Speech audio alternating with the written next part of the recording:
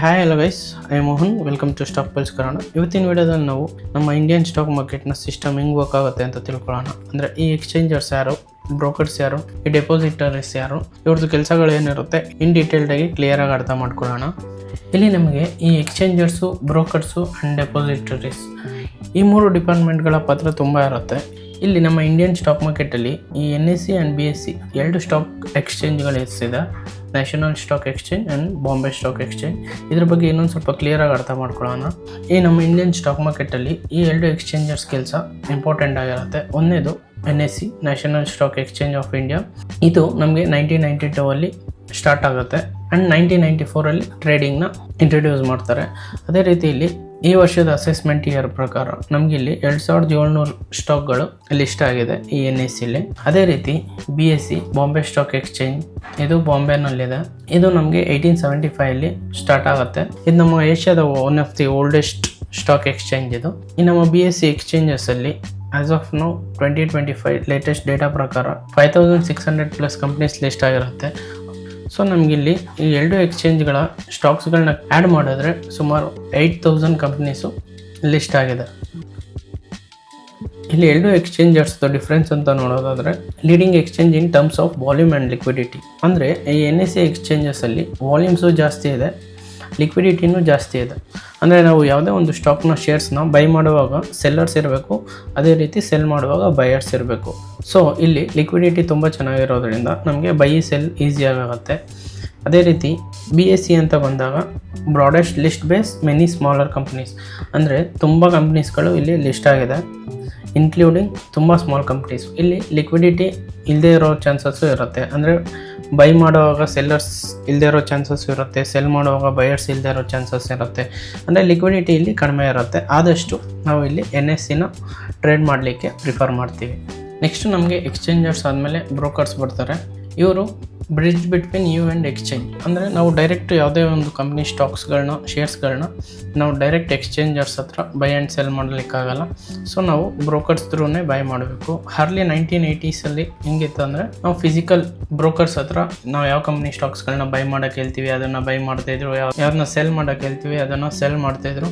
ಈ 1980s ಎರಾನ ಇನ್ನೂ ಕ್ಲಿಯರಾಗಿ ಅರ್ಥ ಮಾಡ್ಕೊಳ್ಳೋದಾದರೆ ಅದು ಕಂಪ್ಲೀಟ್ ಮ್ಯಾನ್ಯುಯಲ್ ಟ್ರೇಡಿಂಗ್ ಎರಾ ಇರ್ತಾಯಿತ್ತು. ಇಲ್ಲಿ ಪ್ರೀ ಡಿಜಿಟಲ್ ಸಿಸ್ಟಮ್ಸ್, ಅಂದರೆ ಇಲ್ಲಿ ಕಂಪ್ಯೂಟರ್ಸ್ ಇರ್ತಾ ಇರಲಿಲ್ಲ, ಇಂಟರ್ನೆಟ್ ಇರ್ತಾ ಇರಲಿಲ್ಲ, ಆ್ಯಂಡ್ ಯಾವುದೇ ರೀತಿ ಎಲೆಕ್ಟ್ರಿಕಲ್ ಟ್ರೇಡಿಂಗ್ ಪ್ಲಾಟ್ಫಾರ್ಮ್ಸ್, ಅಂದರೆ ಡಿಜಿಟಲ್ ಆಗಿ ಯಾವುದು ಬೈ ಮಾಡೋಕ್ಕೆ ಸೆಲ್ ಮಾಡೋಕ್ಕೆ ಆಪರ್ಚುನಿಟೀಸ್ ಇರಲಿಲ್ಲ. ಅದೇ ರೀತಿ ಬ್ರೋಕರ್ ಸೆಂಟ್ರಿಕ್, ಅಂದರೆ brokers var essential link between customers and exchange. ಇಲ್ಲಿ ಬ್ರೋಕರ್ಸು ಅಂದರೆ ಇಲ್ಲೇನು ನೋಡ್ತಾ ಇದ್ದೀವಿ, ಇವ್ರುಗಳೇ ಕಂಪ್ಲೀಟ್ ಟು ಬ್ರೋಕರ್ಸ್. ಇವ್ರುಗಳು ನಮಗೆ ಬಯರ್ಸು ಮತ್ತು ಸೆಲ್ಲರ್ಸ್ ನಡುವೆ ಬ್ರಿಡ್ಜ್ ಆಗಿ ಇಡ್ತಾಯಿದ್ರು. ಇವ್ರುಗಳು ಕಸ್ಟಮರ್ಸ್ ಹತ್ರ ಆರ್ಡರ್ಸ್ ತೊಗೊಂಡು ಎಕ್ಸ್ಚೇಂಜರ್ಸ್ಗೆ ಕೊಟ್ಟು ಸ್ಟಾಕ್ಸ್ಗಳದ್ದು ಬೈ ಆ್ಯಂಡ್ ಸೆಲ್ ಮಾಡ್ತಾಯಿದ್ರು. ಇವಾಗ ಟಾಟಾ ಕಂಪ್ನಿದು ಯಾರಿಗಾದ್ರೂ ಶೇರ್ಸ್ ಬೇಕಂದರೆ, ಇವಾಗ ಒಂದು 100 ಶೇರ್ಸ್ ಅಂತ ಅಂದ್ಕೊಂಡ್ರೆ 100 ಶೇರ್ಸ್ದು ಒಂದು ಸ್ಲಿಪ್ ಕೊಡ್ತಾಯಿದ್ರು, ಟಾಟಾ ಕಂಪ್ನಿದು 100 ಶೇರ್ಸ್ ಇದೆ ಅಂತ. ಇದು ಮತ್ತು ಎಕ್ಸ್ಚೇಂಜರ್ಸ್ ಹತ್ರ ಸ್ಟಾಕು ಕನ್ಫರ್ಮೇಷನ್ ಆದಮೇಲೆ ಅವ್ರಿಗೆ ಸರ್ಟಿಫಿಕೇಟ್ ಸಿಗೋದು. ಇದೆಲ್ಲ ಮ್ಯಾನ್ಯುಯಲಿ ಸೆಟ್ಲ್ಮೆಂಟ್ ಆಗ್ತಾಯಿದ್ದಿದ್ದು ಟೈಮ್ ಅದು. ಆ್ಯಂಡ್ ಇಲ್ಲಿ ತುಂಬ ಟೈಮ್ ಕನ್ಸಂಪ್ಷನ್ ಆಗ್ತಾಯಿತ್ತು. ಇದಕ್ಕೆ ಒಂದು ಸ್ಟಾಕ್ಸ್ಗಳನ್ನ ಕನ್ಫರ್ಮೇಷನ್ ಆಗೋಕ್ಕೂ ವಾರಗಟ್ಟಲೆ ಟೈಮ್ ಬೇಕಿತ್ತು. ಆ್ಯಂಡ್ ಅದನ್ನು ಪೇಪರ್ ವೆರಿಫಿಕೇಷನ್ ಮಾಡಿ ಅದನ್ನ ಕಸ್ಟಮರ್ಗೆ ಸರ್ಟಿಫಿಕೇಟ್ ಕೊಡೋಕ್ಕೂ ತುಂಬ ಟೈಮ್ ತೊಗೋತಾ ಇತ್ತು. ನೆಕ್ಸ್ಟು ಇಲ್ಲಿ ಯಾವುದೇ ಒಂದು ಸ್ಟಾಕ್ಸ್ಗಳನ್ನ ಬೈ ಮಾಡೋದು ಪ್ರೋಸೆಸ್ ಹೆಂಗಿತ್ತು ಅಂದರೆ, ಇಲ್ಲಿ ಬ್ರೋಕರ್ಸ್ಗಳಿಗೆ ಕಾಲ್ ಮಾಡಬೇಕಿತ್ತು ಯಾವುದೇ ಕಂಪ್ನಿದು ಶೇರ್ಸ್ಗಳನ್ನ ಬೈ ಆ್ಯಂಡ್ ಸೆಲ್ ಮಾಡಲಿಕ್ಕೆ. ಅದು ಇಲ್ಲಿ ಮ್ಯಾನ್ಯಲಿ ಆರ್ಡರ್ ಸ್ಲಿಪ್ಪಲ್ಲಿ ಬರೀತಾಯಿದ್ರು ಯಾವ ಕಂಪ್ನಿದು ಶೇರ್ಸು. ಇವಾಗ ಎಕ್ಸಾಂಪಲ್ಸು ಟಾಟಾ ಕಂಪ್ನಿದು 100 ಶೇರ್ಸ್ ಅಂದರೆ ಆ ಕಂಪ್ನಿದು ಶೇರ್ಸ್ಗಳನ್ನ ಆರ್ಡರ್ ಸ್ಲಿಪ್ನ ಕೊಡ್ತಾಯಿದ್ರು. ಅದಾದಮೇಲೆ ಟ್ರೇಡಿಂಗ್ ಫ್ಲೋರ್ಗೆ ಹೋಗ್ತಾಯಿದ್ರು. ಅವಾಗ ಇದ್ದಿದ್ದು BSE ಸ್ಟಾಕ್ ಎಕ್ಸ್ಚೇಂಜ್ ಒಂದೇ. ಅಲ್ಲಿ ಎಕ್ಸ್ಚೇಂಜರ್ಸ್ಗೆ ಪರ್ಟಿಕ್ಯುಲರ್ ಸ್ಟಾಕ್ದು ಎಷ್ಟು ಶೇರ್ಸ್ ಬೇಕು, ಯಾವ ಕಂಪ್ನಿದು ಬೇಕು ಅದನ್ನು ಹ್ಯಾಂಡ್ ಸಿಗ್ನಲ್ಸ್ಗಳ ಮೂಲಕ ಆರ್ಡರ್ಸ್ಗಳನ್ನ ಹೇಳ್ತಾಯಿದ್ರು. ಆ ಕಡೆಯಿಂದ ಎಕ್ಸ್ಚೇಂಜರ್ಸಿಂದ ಆರ್ಡರ್ಸ್ ಕನ್ಫರ್ಮೇಷನ್ ಆದಮೇಲೆ ಮ್ಯಾನ್ಯುಯಲ್ ಡಾಕ್ಯುಮೆಂಟೇಷನ್ ಆಗ್ತಾಯಿತ್ತು. ಮ್ಯಾನ್ಯುಯಲ್ ಡಾಕ್ಯುಮೆಂಟೇಷನಲ್ಲಿ ಯಾವ ಕಂಪ್ನಿ ಸ್ಟಾಕ್ಸು, ಎಷ್ಟು ಶೇರ್ಸು, ಯಾವ ಡೇಟಲ್ಲಿ ಅವರು ಬೈ ಮಾಡಿದ್ದಾರೆ ಅನ್ನೋ ಕಂಪ್ಲೀಟ್ ಡೀಟೇಲ್ಸ್ ಇರ್ತಾಯಿತ್ತು. ಇದು BSEದು ಅವಾಗಿದ್ದಿದ್ದು ಒಂದು ಟ್ರೇಡಿಂಗ್ನ ಫ್ಲೋರು. ಸೊ ಇಲ್ಲಿ ಬ್ರೋಕರ್ಸು ಬೈ ಮಾಡಲಿಕ್ಕೆ, ಸೆಲ್ ಮಾಡಲಿಕ್ಕೆ ಅವ್ರದ್ದೇ ಒಂದಷ್ಟು ಹ್ಯಾಂಡ್ ಮೂವ್ಮೆಂಟ್ಸ್ಗಳು ಇರ್ತಾಯಿತ್ತು, ಅದ್ರ ಮೂಲಕ ಆರ್ಡರ್ಸ್ಗಳನ್ನ ಹಾಕ್ತಾಯಿದ್ರು. ಸೊ ಅದೇ ರೀತಿ ಒಂದೇ ಟ್ರೇಡಿಂಗ್ ಫ್ಲೋರಲ್ಲಿ ತುಂಬ ಜನ ಬ್ರೋಕರ್ಸ್ ಇರ್ತಾಯಿದ್ರು. ಅವ್ರದ್ದು ಆರ್ಡರ್ಸ್ಗಳನ್ನ ಎಕ್ಸ್ಚೇಂಜ್ಗೆ ಎಕ್ಸಿಕ್ಯೂಟ್ಸ್ ಮಾಡೋಕ್ಕೆ ಇಲ್ಲಿ ಆರ್ಡರ್ಸ್ಗಳು ಮ್ಯಾನ್ಯುಯಲಿ ಮ್ಯಾಚ್ ಮಾಡ್ತಾಯಿದ್ರು. ಇವಾಗ ಎಕ್ಸಾಂಪಲ್ಸು, ನನಗೆ ಟಾಟಾ ಮೋಟರ್ಸು ಒಂದು 100 ರೂಪೀಸ್ಗೆ ಬೇಕು ಅಂದರೆ 100 ರೂಪೀಸ್ಗೆ ಬೈ ಮಾಡಲಿಕ್ಕೆ ರೆಡಿ ಇದ್ದೀನಿ ಅಂದರೆ, ಇಲ್ಲಿ ಸೆಲ್ಲರ್ಸು 100 ರೂಪೀಸ್ಗೆ ಯಾರು ಸೆಲ್ ಮಾಡಲಿಕ್ಕೆ ರೆಡಿ ಇದ್ದಾರೆ, ಅವ್ರದ್ದು ಪ್ರೈಸ್ ಯಾವಾಗ ಮ್ಯಾಚ್ ಆಗುತ್ತೆ ಆವಾಗ ಆರ್ಡರ್ಸು ನಮಗೆ ಇಲ್ಲಿ ಎಕ್ಸಿಕ್ಯೂಟ್ ಆಗ್ತಾಯಿತ್ತು. ಸೊ ಈ ರೀತಿ ಒಂದು ಟ್ರೇಡು ಕಂಪ್ಲೀಟ್ ಆಗ್ತಾಯಿತ್ತು. ಸೊ ಆರ್ಡರ್ಸು ಬ್ರೋಕರ್ಸ್ ಕಡೆಯಿಂದ ಎಕ್ಸ್ಚೇಂಜರ್ಸ್ಗೆ ತಲುಪಿದ್ಮೇಲೆ ನೆಕ್ಸ್ಟ್ ಸೆಟಲ್ಮೆಂಟ್ ಪ್ರೊಸೆಸ್ ಇರ್ತಾಯಿತ್ತು. ಅಂದರೆ T+14 days ಅಂದರೆ ಸೊ ಆಲ್ಮೋಸ್ಟ್ ಇಲ್ಲಿ ನಮಗೆ ಸರ್ಟಿಫಿಕೇಟ್ ಬರಲಿಕ್ಕೆ 2 weeks ಬೇಕಾಗಿತ್ತು. ಇಲ್ಲಿ ಫಸ್ಟ್ ಸ್ಟೆಪ್ ಏನಾಗುತ್ತೆ, ಟ್ರೇಡ್ ಎಕ್ಸಿಕ್ಯೂಷನ್ ಆಗುತ್ತೆ. ಕನ್ಫರ್ಮ್ ಟ್ರೇಡ್ ಡೀಟೇಲ್ಸ್ ಆನ್ ಪೇಪರಲ್ಲಿ ಆ ಟ್ರೇಡ್ನ ಕನ್ಫರ್ಮ್ ಮಾಡ್ತಾನೆ. ಅದಾದಮೇಲೆ ಸರ್ಟಿಫಿಕೇಟ್ ಟ್ರಾನ್ಸ್ಫರ್ ಆಗುತ್ತೆ. ಸೊ ಎಕ್ಸ್ಚೇಂಜರ್ಸ್ ಕಡೆಯಿಂದ ಒಂದು ಆರ್ಡರ್ಸ್ ಕಂಪ್ಲೀಟ್ ಆದಮೇಲೆ ಫಿಸಿಕಲ್ ಸರ್ಟಿಫಿಕೇಟ್, ಅವಾಗಿನ ಕಾಲದಲ್ಲಿ ಫಿಸಿಕಲ್ ಸರ್ಟಿಫಿಕೇಟ್ಸು ಹೀಗೆ ಕಂಪ್ನಿ ಕಡೆಯಿಂದ ಕೊಡ್ತಾ ಇದ್ದಿದ್ದು ಇನ್ವೆಸ್ಟರ್ಸ್ಗೆ. ಎಷ್ಟು ಶೇರ್ ಬೈ ಮಾಡಿದ್ದಾರೆ, ಯಾವ ಡೇಟ್ ಇದೆ, ಅದರದ್ದು ಸರ್ಟಿಫಿಕೇಟ್ ನಂಬರ್ಸ್, ಇಷ್ಟೊಂದು ಒಂದು ಕಂಪ್ನಿ ಕಡೆಯಿಂದ ಇನ್ವೆಸ್ಟರ್ಸ್ಗೆ ಸಿಗ್ತಾ ಇದ್ದಿದ್ದ ಫಿಸಿಕಲ್ ಫಾರ್ಮ್ ಆಫ್ ಸರ್ಟಿಫಿಕೇಟ್ ಇದು. ಸೊ ಅದಾದಮೇಲೆ ಪೇಮೆಂಟ್ ಆಗ್ತಾಯಿತ್ತು, ಅದಾದಮೇಲೆ ರಿಜಿಸ್ಟರ್ ಆಗ್ತಾಯಿತ್ತು. ಸೊ ಈ ಕಂಪ್ಲೀಟ್ ಸೆಟಲ್ಮೆಂಟ್ ಪ್ರೋಸೆಸ್ ಆಗೋಕ್ಕೆ ನಮಗೆ ಇಲ್ಲಿ 2 to 3 weeks ಬೇಕಾಗಿತ್ತು. ಸೊ ಇಲ್ಲಿ ಇನ್ವೆಸ್ಟರು ಆ ಕಂಪ್ನಿದು ಶೇರ್ಸ್ಗಳನ್ನ ಅವ್ನು ಬೈ ಮಾಡಲಿಕ್ಕೆ ಕನ್ಫರ್ಮೇಷನ್ ಸರ್ಟಿಫಿಕೇಟ್ ಬರಲಿಕ್ಕೆ ಅವನಿಗೆ ಆಲ್ಮೋಸ್ಟು 2 to 3 weeks ತೊಗೋತಾಯಿತ್ತು. ಇಲ್ಲಿ ಒಂದಷ್ಟು ರಿಸ್ಕ್ಗಳು ಇರ್ತಿತ್ತು. ಫೋರ್ಜರಿ ಆಗೋ ಚಾನ್ಸಸ್ ಇರುತ್ತೆ, ಲಾಸ್ ಆಗೋ ಚಾನ್ಸಸ್ ಇರುತ್ತೆ. ಸೊ ಇಲ್ಲಿ ಸರ್ಟಿಫಿಕೇಟ್ಗಳು ಡ್ಯಾಮೇಜ್ ಆಗೋ ಚಾನ್ಸಸ್ ಇರುತ್ತೆ, ಕಳೆದೋಗೋ ಚಾನ್ಸಸ್ ಇರುತ್ತೆ. ಸೊ ಈ ರೀತಿ ಒಂದಷ್ಟು ರಿಸ್ಕ್ ಎಲಿಮೆಂಟ್ಸ್ಗಳು ಅವಾಗ ಇರ್ತಾಯಿತ್ತು. ಸೊ ಅವಾಗಿದ್ದಿದ್ದು ಫಿಸಿಕಲ್ ಸರ್ಟಿಫಿಕೇಟ್ಸ್ ಇದನ್ನು ಇವಾಗ ಡಿಜಿಟಲ್ ಆಗೋ ಮಾಡ್ಕೋಬೋದು. Next investment advice. ಅವಾಗ ಇನ್ವೆಸ್ಟರ್ಸ್ಗೆ ಯಾವುದೇ ಒಂದು ಕಂಪ್ನಿ ಸ್ಟಾಕ್ಸ್ಗಳದ್ದು ಪಾಸಿಟಿವ್ ನೆಗೆಟಿವ್ಸ್ ಹೇಗೆ ಗೊತ್ತಾಗ್ತಾಯಿತ್ತಪ್ಪ ಅಂದರೆ ವರ್ಡ್ ಆಫ್ ಮೌತ್. ಇಲ್ಲಿ ಒಂದು ಬ್ರೋಕರ್ಸ್ ಹೆಲ್ಪ್ ಮಾಡ್ತಾಯಿದ್ರು ಇನ್ವೆಸ್ಟರ್ಸ್ಗೆ ಕಾಲ್ ಮಾಡಿ ಈ ಸ್ಟಾಕ್ಸ್ಗಳದ್ದು ಒಂದಷ್ಟು ಪಾಸಿಟಿವ್ ನ್ಯೂಸ್ಗಳೇನಾದರೂ ಇದ್ದರೆ ಅವ್ರಿಗೆ ಸ್ಟಾಕ್ಗಳನ್ನ ಬೈ ಮಾಡಲಿಕ್ಕೆ ರೆಕಮೆಂಡ್ ಮಾಡ್ತಾಯಿದ್ರು. ನೆಕ್ಸ್ಟು ಇಲ್ಲಿ ನ್ಯೂಸ್ ಪೇಪರಲ್ಲಿ financial columns and business news provided company insights and market trends. ಅಂದರೆ ಮಾರ್ಕೆಟ್ ಟ್ರೆಂಡ್ಸ್ ಏನಿದೆ, ಯಾವ ಕಂಪ್ನಿ ಪಾಸಿಟಿವ್ ಇದೆ, ಯಾವ ಕಂಪ್ನಿ ನೆಗೆಟಿವ್ ಇದೆ, ಇದು ಕಂಪ್ಲೀಟ್ ಡೀಟೇಲ್ಸು ಒಂದಷ್ಟು ಡೇಟಾಗಳು ಇಲ್ಲಿ ನ್ಯೂಸ್ ಪೇಪರಲ್ಲಿ ಇನ್ವೆಸ್ಟರ್ಸ್ಗೆ ಸಿಗ್ತಾಯಿತ್ತು. Next personal trust. ಇಲ್ಲಿ ಇನ್ವೆಸ್ಟರ್ಸ್ಗಳು ಒಂದಷ್ಟು ಕಂಪ್ನಿಗಳನ್ನ ನಂಬ್ತಾ ಇದ್ರು. ಅಂದರೆ ಎಕ್ಸಾಂಪಲ್ಸ್ ಟಾಟಾ, ರಿಲಯನ್ಸ್, ಇವೆಲ್ಲ ಫಂಡಮೆಂಟಲಿ ಸ್ಟ್ರಾಂಗ್ ಇದ್ದಿದ್ದ ಕಂಪ್ನಿಗಳು. ಇಲ್ಲಿ ಇನ್ವೆಸ್ಟರ್ಸು ಲಾಂಗ್ ಟರ್ಮ್ಗೆ ಇನ್ವೆಸ್ಟ್ಮೆಂಟ್ನ ಮಾಡ್ತಾ ಇದ್ರು. ಸೊ ಇದಿಷ್ಟು ನಮ್ಮ ಇಂಡಿಯನ್ ಮಾರ್ಕೆಟ್ದು legacy of the 1980s market. ಯಾವುದೇ ಒಂದು ಇನ್ವೆಸ್ಟರ್ಸು ಬೈ ಆ್ಯಂಡ್ ಸೆಲ್ ಮಾಡಲಿಕ್ಕೆ ಇಷ್ಟು ಪ್ರೋಸೆಸ್ ಇರ್ತಾ ಇತ್ತು.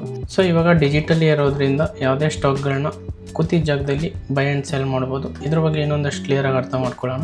ಸೊ ಅವಾಗ್ಲಿಗೂ ಇವಾಗ್ಲಿಗೂ ಒಂದು ಸ್ಟಾಕ್ಸ್ನ ಬೈ ಮಾಡಲಿಕ್ಕೆ ಆಗಲಿ ಟ್ರೇಡ್ ಮಾಡಲಿಕ್ಕೆ ಆಗಲಿ ಎಷ್ಟು ಸುಲಭ ಇದೆ ಅಂತ, ಈ ಟ್ರೇಡಿಂಗ್ ಅನ್ನೋ ಎವಲ್ಯೂಷನ್ ಹೆಂಗಿದೆ ಅಂತ 1918 ವರ್ಸಸ್ ಟುಡೇ. 1980s ಹಿಂಗಿತ್ತು. ಒಂದು ಆರ್ಡರ್ನ ಪ್ಲೇಸ್ ಮಾಡಬೇಕಂದ್ರೆ ನಾವು ಬ್ರೋಕರ್ಸ್ ಕಾಲ್ ಮಾಡಬೇಕಿತ್ತು. ಅವರು ಮ್ಯಾನ್ಯಲಾಗಿ ಆರ್ಡರ್ಸ್ಗಳನ್ನ ಪ್ಲೇಸ್ ಮಾಡ್ತಾಯಿದ್ರು. ಅದೇ ರೀತಿ ಎಕ್ಸಿಕ್ಯೂಷನ್ ಟೈಮ್ ಹೆಂಗಿರ್ತಾಯಿತ್ತು ಅಂದರೆ ಅವರ್ಸ್ ಟು ಡೇಸ್, ಅಂದರೆ T+14 days, ಅಂದರೆ traded day plus 14 days, almost 2 to 3 weeks ಆಗ್ತಾಯಿತ್ತು. ಅದು dependent broker availability. Next settlement process. Physical certificate ಬರಲಿಕ್ಕೆ ಆಲ್ಮೋಸ್ಟು 2 to 3 weeks ಬೇಕು. ಇನ್ನು ಆಕ್ಸೆಸಿಬಿಲಿಟಿ ಅಂತ ಬಂದರೆ ಇಲ್ಲಿ ಒಂದಷ್ಟು ವಿಲೇಜ್ ಏರಿಯಾಸ್ಗಳಿಗೆ ಆಕ್ಸೆಸ್ ಇರ್ತಾ ಇರಲಿಲ್ಲ. Next transparency. ಇಲ್ಲಿ ಒಂದು ಸ್ಟಾಕ್ಸ್ದು ಪ್ರೈಸ್ಗಳು ಇಷ್ಟೇ ಇದೆ ಅಂತ ಇನ್ವೆಸ್ಟರ್ಸ್ಗೆ ಕ್ಲಿಯರಾಗಿ ಗೊತ್ತಾಗ್ತದೆ. ಇಲ್ಲಿ ಬ್ರೋಕರ್ಸ್ ಏನು ಹೇಳ್ತಾರೆ ಅದನ್ನೇ ನಂಬಬೇಕಾಗಿತ್ತು. ಎಕ್ಸ್ಟ್ರಾ ಸೋರ್ಸ್ಗಳು ಯಾವುದೂ ಇರ್ತಾ ಇರಲಿಲ್ಲ. ಸೊ ಅದೇ ರೀತಿ ಇವಾಗ ಮಾಡ್ರನ್ ಟ್ರೇಡಿಂಗಲ್ಲಿ ಏನಾಗಿದೆ, ಆರ್ಡರ್ ಪ್ಲೇಸ್ಮೆಂಟ್ನ ಒಂದು ಮೊಬೈಲ್ ಇದ್ದರೆ ಸಾಕು ಆ್ಯಂಡ್ ಒಂದು ಬ್ರೋಕರ್ ಆ್ಯಪ್ ಇದ್ದರೆ ಸಾಕು, ಅದು ಯಾವುದೇ ಒಂದು ಬೈ ಮಾಡೋ ಸ್ಟಾಕ್ಸ್ಗಳು ಇನ್ಸ್ಟೆಂಟಲ್ಲಿ ಆರ್ಡರ್ಸ್ಗಳು ಎಕ್ಸಿಕ್ಯೂಟ್ ಆಗುತ್ತೆ. ಅದು ಎಕ್ಸಿಕ್ಯೂಷನ್ ಟೈಮ್ ಎಷ್ಟು, ಮೈಕ್ರೋ ಸೆಕೆಂಡ್ಸು. ಅಂದರೆ ಇವಾಗ ನಾನು ಇನ್ಫೋಸಿಸ್ನ ಒಂದು ಸ್ಟಾಕ್ನ ಬೈ ಮಾಡಬೇಕಂದ್ರೆ ಮಾರ್ಕೆಟ್ ಪ್ರೈಸ್ ಕ್ಲಿಕ್ ಮಾಡಿ ಬೈ ಹೊಡೋದ್ರೆ ಇಮಿಡಿಯೇಟ್ ಬೈ ಆಗುತ್ತೆ. ಸೊ ಲಿಕ್ವಿಡಿಟಿ ಚೆನ್ನಾಗಿರೋದ್ರಿಂದ ಪ್ರೈಸು ಆಟೋ ಮ್ಯಾಚ್ ಆಗಿ ನಮಗೆ ಸ್ಟಾಕು ಇಮಿಡಿಯೇಟ್ ಬೈ ಆಗುತ್ತೆ. ಸೆಟಲ್ಮೆಂಟ್ ಪ್ರೊಸೆಸಲ್ಲಿ ನಮಗೆ ಡಿಜಿಟಲ್ ಸರ್ಟಿಫಿಕೇಟ್ ಸಿಗುತ್ತೆ T+2. ಅದು ಇವಾಗ T+1 ಆಗಿದೆ. ಅಂದರೆ ಬ್ರೋಕರಲ್ಲಿ ನಾವು ಯಾವಾಗ ಕ್ಯಾರಿ ಫಾರ್ವರ್ಡ್ ಅಂದರೆ CNCಲಿ ನಾವು ಆರ್ಡರ್ನ ಪ್ಲೇಸ್ ಮಾಡಿದ ತಕ್ಷಣ ನಮಗೆ ಸ್ಟಾಕು ನೆಕ್ಸ್ಟ್ ಡೇ CDSLಗೆ ಕ್ರೆಡಿಟ್ ಆಗಿಬಿಡುತ್ತೆ. ಅಂದರೆ ನಮ್ಮ ಡೆಪಾಸಿಟರೀಸ್ ಯಾರು ಇರ್ತಾರೆ ಅಲ್ಲಿಗೆ ನಮ್ಮ ಕಂಪ್ನಿಯ ಶೇರ್ಸ್ಗಳು ನನ್ನ ಅಕೌಂಟ್ಗೆ immediate next within 2 days shares credit ಆಗುತ್ತೆ. ಅದೇ ರೀತಿ ಪ್ಯಾನ್ ಇಂಡಿಯಾ ರೀಚ್, ಎಲ್ಲಿ ಬೇಕಾದ್ರೂ ಕೂತ್ಕೊಂಡು ಯಾವುದೇ ಕಂಪ್ನಿ ಸ್ಟಾಕ್ಸ್ಗಳನ್ನ ಬೈ ಆ್ಯಂಡ್ ಸೆಲ್ ಮಾಡ್ಬೋದು. Next transparency. ಇಲ್ಲಿ NSE BSEದು ವೆಬ್ಸೈಟ್ಗಳಲ್ಲಿ ಯಾವುದೇ ಒಂದು ಸ್ಟಾಕ್ಸ್ ಪ್ರೈಸ್ನ ರಿಯಲ್ ಟೈಮಲ್ಲಿ ನೋಡ್ಬೋದು. ಅದೇ ರೀತಿ ಬ್ರೋಕರ್ದು ರಿಯಲ್ ಪ್ರೈಸ್ ತೋರಿಸ್ತಾ ಇರ್ತಾರೆ. ಸೊ ನಾವು ಪ್ರೈಸ್ನ ನೋಡಿಕೊಂಡು ಬೈ ಆ್ಯಂಡ್ ಸೆಲ್ ಮಾಡ್ಬೋದು. ಸೊ ಇದು ಹರ್ಲಿ ಸೆಲ್ ಆಗ್ತಾ ಇದ್ದಿದ್ದು. ಸೊ ಇವಾಗ ಎಲ್ಲ ಡಿಜಿಟಲ್ ಆಗಿರೋದ್ರಿಂದ ನಾವು ಯಾವುದಾದ್ರೂ ಒಂದು ಬ್ರೋಕರ್ಸ್ನ ಸೆಲೆಕ್ಟ್ ಮಾಡ್ಬೋದು. ಇವಾಗ ಎಕ್ಸಾಂಪಲ್ ಆಲ್ರೆಡಿ ಮಾರ್ಕೆಟಲ್ಲಿ ಝೀರೋದಾ, ಗ್ರೋ, ಅಪ್ ಸ್ಟಾಕು, ಈ ರೀತಿ ತುಂಬ ಜನ ಬ್ರೋಕರ್ಸ್ ಇದ್ದಾರೆ. ಸೊ ಇಲ್ಲಿ ನಮ್ಮ ಇಂಡಿಯನ್ ಎಲ್ಲ ಸ್ಟಾಕ್ಸ್ನ ಬ್ರೋಕರ್ಸ್ಗಳು ಎಲ್ಲ ಟ್ರಸ್ಟೆಡ್ ಕಂಪ್ನೀಸ್ಗಳೇ ಆಗಿರೋದ್ರಿಂದ ನಾವು ಯಾವುದಾದ್ರೂ ಬ್ರೋಕರ್ಸ್ಗಳನ್ನ ಸೆಲೆಕ್ಟ್ ಮಾಡ್ಬೋದು. ಇದು ಡಿಪೆಂಡ್ಸ್ ಆನ್ ನಮ್ಮ ಮೇಲೆ ಡಿಪೆಂಡ್ ಆಗುತ್ತೆ. ಇವಾಗ ಎಲ್ಲ ಬ್ರೋಕರ್ಸ್ದು ಒಂದೊಂದು ಥರ UI/UX ಡಿಸೈನ್ಸ್ಗಳಿರುತ್ತೆ. ನಮ್ಗೆ ಯಾವ್ದು ಇಷ್ಟ ಆಗುತ್ತೆ ಅದ್ರದ್ದು ಇಂಟರ್ಫೇಸ್ಗಳು ನೋಡಲಿಕ್ಕೆ, ಬೈ ಮಾಡಲಿಕ್ಕೆ, ಸೆಲ್ ಮಾಡಲಿಕ್ಕೆ ಯೂಸರ್ ಫ್ರೆಂಡ್ಲಿ ಯಾವುದಿದೆ ಬ್ರೋಕರ್ಸ್ನ ಸೆಲೆಕ್ಟ್ ಮಾಡ್ಬೋದು. ಇನ್ನು ನೆಕ್ಸ್ಟು ಡೆಪಾಸಿಟರೀಸು. ಇದು ಹೆಂಗೆ ವರ್ಕ್ ಆಗುತ್ತೆ ಅಂದರೆ ಇವಾಗ ನಾವು ಹೆಂಗೆ ಒಂದು ಅಮೌಂಟ್ನ SBI ಕೆನರಾ ಬ್ಯಾಂಕ್ ಅಂತ ಒಂದು ಬ್ಯಾಂಕ್ ಅಕೌಂಟ್ ಮಾಡ್ಕೊಂಡು ನಮ್ಮದು ದುಡ್ಡನ್ನ ಇಡ್ತೀವಿ ಸೇವಿಂಗ್ಸ್ ಬ್ಯಾಂಕ್ಸ್ ಅಕೌಂಟಲ್ಲಿ.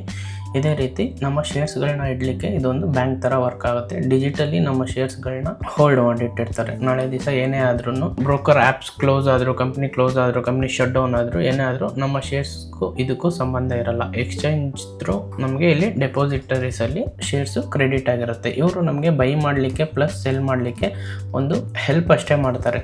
ಅಂದರೆ ಡೆಪಾಸಿಟರೀಸು ಡಿಜಿಟಲ್ ಲಾಕರ್ಸ್ ಥರ. ಸೊ 2 ಡೆಪಾಸಿಟರೀಸ್ ಇದ್ದಾರೆ, ಒಂದು CDSL, ಒಂದು NSDL. ಸೊ ಇಲ್ಲಿ ನಮಗೆ ಒಂದು ಬ್ರೋಕರ್ ಥ್ರೂ ಆ್ಯಪಲ್ಲಿ ಡಿಮೆಟ್ ಅಕೌಂಟ್ನ ಕ್ರಿಯೇಟ್ ಮಾಡ್ತಾ ಇದ್ದಂಗೆ 13 to 16 ಸಮಥಿಂಗ್ ನಂಬರ್ಸ್ ಅಷ್ಟು ಒಂದು ನಂಬರ್ ಕ್ರಿಯೇಟ್ ಆಗುತ್ತೆ. ಇವಾಗ ನಾವು ಎಕ್ಸಾಂಪಲ್ಸ್ ಇನ್ಫೋಸಿಸ್ ಶೇರ್ಸ್ನ ನಾವು ಝೆರೋದ ಥ್ರೂ ಬೈ ಮಾಡ್ತಾ ಇದ್ದೀವಿ ಅಂದರೆ ಅದು T+1 ಅಂದರೆ ಟ್ರೇಡೆಡ್ ಡೇ. ಅಂದರೆ ಇವತ್ತು ನಾವು CNCಯಲ್ಲಿ ಬೈ ಮಾಡ್ತಿದ್ದೀವಿ ಅಂದರೆ ಕ್ಯಾಶ್ ಆ್ಯಂಡ್ ಕ್ಯಾರಿ, ಅಂದರೆ ಲಾಂಗ್ ಟರ್ಮ್ಗೆ ಬೈ ಮಾಡ್ತಾ ಇದ್ದೀವಿ ಅಂದರೆ ಈ ಸ್ಟಾಕು ಇವತ್ತು ಬೈ ಮಾಡಿದ್ರೆ ನಾಳೆ ನಮ್ಮ CDSL ಡಿಮ್ಯಾಟ್ ಅಕೌಂಟ್ಗೆ ಕ್ರೆಡಿಟ್ ಆಗುತ್ತೆ. ಅಂದರೆ ಡಿಮ್ಯಾಟ್ ಅಕೌಂಟ್ ಸ್ಟೇಟ್ಮೆಂಟಲ್ಲಿ ನಮ್ಮ account holder name, DP account. ಇಲ್ಲಿ ನಾವು ಮತ್ತೆ ಯಾವುದಾದ್ರೂ ಶೇರ್ಸ್ನ ಇವಾಗ ಎಕ್ಸಾಂಪಲ್ ಅದೇ ಶೇರ್ನ ನಾನು ಮತ್ತೆ ಸೆಲ್ ಮಾಡಬೇಕಂದ್ರೆ DP ID ಅಂತ ಕೇಳುತ್ತೆ. ಅಂದರೆ ಈ ನಂಬರ್ನ ನಾನು ಮತ್ತೆ ಹಾಕೋಬೇಕು. ಇಲ್ಲಿ ಪ್ರತಿಯೊಂದು ಡಿಮ್ಯಾಟ್ ಅಕೌಂಟ್ಗೂ ಡಿಫ್ರೆಂಟ್ DP IDs ಇರುತ್ತೆ. ಸೊ ಇಲ್ಲಿ ಪ್ರತಿ ಸತಿ ನಾನು ಯಾವುದೇ ಒಂದು ಲಾಂಗ್ ಟರ್ಮ್ಗೆ ಸ್ಟಾಕ್ಸ್ಗಳನ್ನ ಬೈ ಮಾಡಿದಾಗ ನಮಗೆ ಈ ID ಇಂಪಾರ್ಟೆಂಟ್ ಇರುತ್ತೆ.